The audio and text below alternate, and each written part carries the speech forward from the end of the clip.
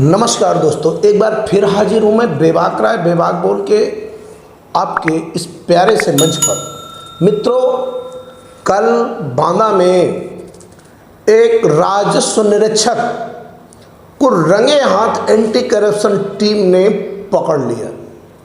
जी हाँ, बिल्कुल आप सही सुन रहे हैं।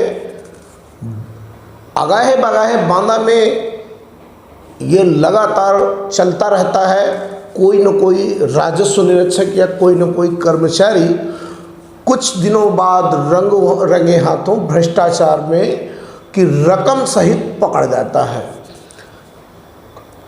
वैसा ही वाकया कल एक बांदा में सामने आया, जब राजस्व निरीक्षक घूस के पैसे से ही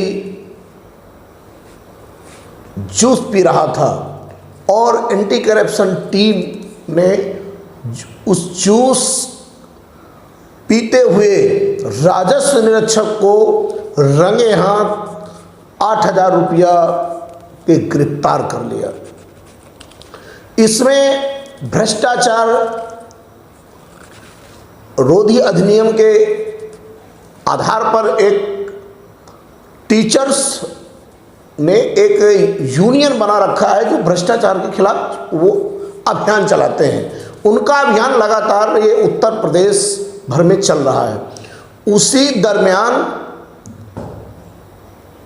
जो भ्रष्टाचार निरोधक अधिनियम के तहत उन्होंने एक संगठन बना रखा है टीचरों ने। उस संगठन के बांदा के जिला अध्यक्ष द्वारा कोई नाप करानी थी, या कह दें कि उस राजस्व निरीक्षक को अपने जाल में फंसाना था। 8,000 में सौदा तय हुआ और एंटी करप्शन टीम बांदा ने उन्हें रुपयों के सहित रंगे हाथ एक दुकान से जूस पीते हुए गिरफ्तार कर लिया। राजस्व निरीक्षक की गिरफ्तारी महज एक वानगी है। बांदा ही नहीं अपितु पूरे उत्तर प्रदेश में राजस्व निरीक्षक हो या कर्मचारी हो, वो वेतन को अपना अधिकार मानता है और घूस को काम करने की एवज में मोटी रकम लेता है। तभी तो अभी हाल ही में एक IAS महिला पकड़ी गई थी, जिनके अरबों खरबों की अकूत संपदा मिली। तो वास्तव में एक विडंबना है, एक समस्या है कि घूस से नफरत सभी करते हैं, परंतु जिसे मौका ना मिले वही ईमानदार, बाकी सब बेईमान। जो पकड़ जाए वो बेईमान और जो ना पकड़ा जाए वो सबसे बड़ा ईमानदार। जब किसान अपने किसी काम के लिए, मुकदमे के लिए या कोई रिपोर्ट लगवाने के लिए राजस्व निरीक्षक के पास जाता है, तो अक्सर उससे एक बड़ी रकम 1,000, 2,000, 4,000 मांगा जाता है। वो किसान मजबूर होकर के किसी से लेकर के देता है, क्योंकि उसे अपना काम कराना होता है और उसे ज़्यादा जानकारी नहीं होती।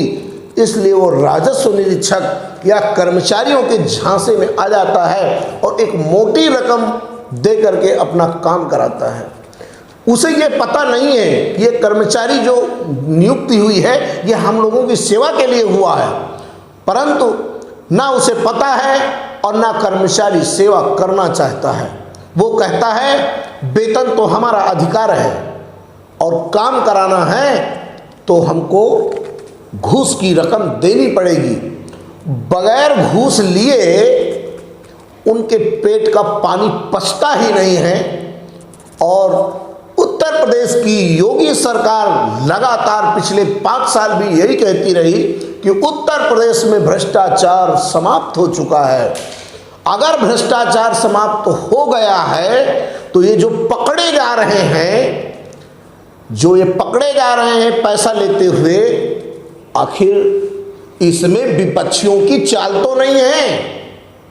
पकड़ तो आपके ही अधिकारी रहे हैं। आप निश्चित तौर से हम ये कह सकते हैं कि सत्ता में सुख भोगने का आपका नजरिया हो सकता है, परंतु वास्तव में इस भ्रष्टाचार के दलदल में एक चपरासी से लेकर के एक अधिकारी तक आपका शामिल है। बस जिसकी पोल खुल जाए, जो पकड़ा जाए वो भ्रष्टाचारी, और जो ना पकड़ा जाए वो सबसे बड़ा ईमानदार। और इसका जिम्मेदार मैं सिर्फ सरकार को नहीं कहता हूं, मैं पत्रकारों को भी कहना चाहता हूं, इसके जिम्मेदार बाकायदे वो हैं। क्यों? पत्रकार आज सरकार के इर्द गिर्द घिर चुका है, कर्मचारी और अधिकारियों के इर्द गिर्द घिर चुका है। चंद पैसों के लालच में आज पत्रकारिता भी अपनी कहीं ना कहीं ईमान धर्म खो चुका है। और उसका कारण भी है सीधा कि चौथे स्तंभ को कहीं ना कहीं से मदद नहीं मिल पाती है। जो समाज को विज्ञापन के माध्यम से या कहीं माध्यम से करना चाहिए वो कहीं ना कहीं नहीं मिल पाती है, तो वो भी इस काले कारनामे और घिनौने खेल में शामिल हो जाता है। बस यहीं से शुरू होती है लोकतंत्र की लूट। जिस लोकतंत्र के रक्षक को, चौथे स्तंभ को संविधान में एक प्रहरी के रूप में देखा गया था, आज वो प्रहरी भी ये कह दे कि मजबूर हो गया है या ये कह दे कि वो शामिल हो गया है, तो अतिशयोक्ति तो नहीं होगी। चलिए, यह तो एक वानगी थी जो एक राजस्व निरीक्षक घूस लेते हुए पकड़ा गया। परंतु अगर सरकारें चाहें, अधिकारी चाहें, ईमानदारी से काम करना चाहें, तो बहुत सारे लोग अभी और पकड़े जाएंगे और लगातार पकड़े जाएंगे। बस वास्तव में काम करने की ललक होनी चाहिए, जनता की सेवा करने की ललक होनी चाहिए, परंतु वो ललक खत्म हो गई है। आज ललक जो बची है बस चंद रुपया कमाने की ललक बची है।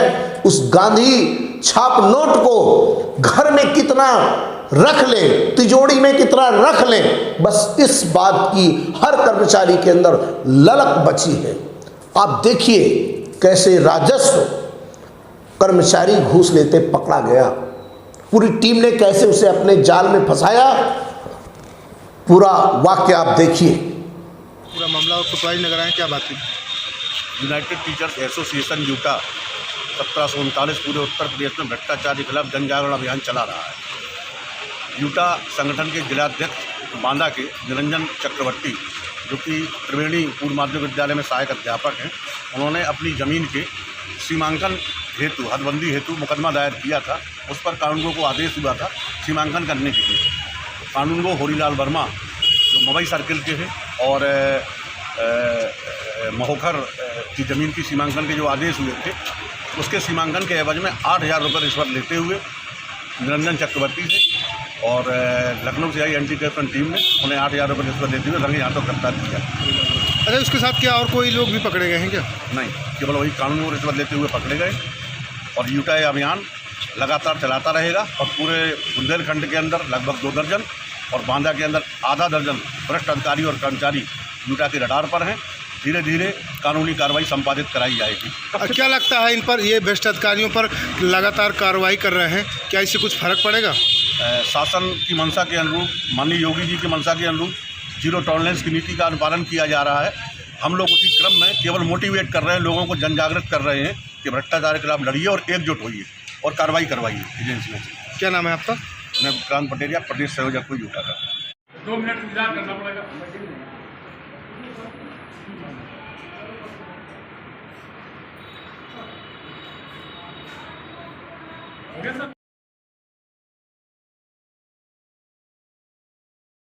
आपने देखा कैसे एक राजस्व कर्मचारी को अपने वेतन भरने से संतोष नहीं हुआ। कहीं ना कहीं उसने पैसा लेने के लिए, गरीब या अमीर का मतलब नहीं है, यहाँ आदत से है, उनकी आदत पड़ चुकी है, बगैर पैसा लिए अपनी कलम चलाते ही नहीं है। और इसी का नतीजा था कि वो एंटी करप्शन टीम के जाल में फंस गए। चलिए आज के लिए बस इतना ही। देखते रहिए बेबाक राय बेबाक बोल। आपको सच हम दिखाते रहेंगे, बताते रहेंगे। अगर हमारा वीडियो आपको अच्छा लगता हो तो निश्चित तौर से हम आपसे आशा चाहेंगे कि हमारे चैनल को सब्सक्राइब भी करें और लाइक और कमेंट करें। अगर किसी नए समस्या में आप वीडियो देखना चाहते हैं, नई जानकारी के साथ देखना चाहते हैं, तो कमेंट बॉक्स पर आप लिखें, हम आपका उत्तर जरूर देंगे और पढ़ेंगे और उस समस्या को आपके सामने निजात दिलाने की कोशिश करेंगे। जय हिंद, जय भारत।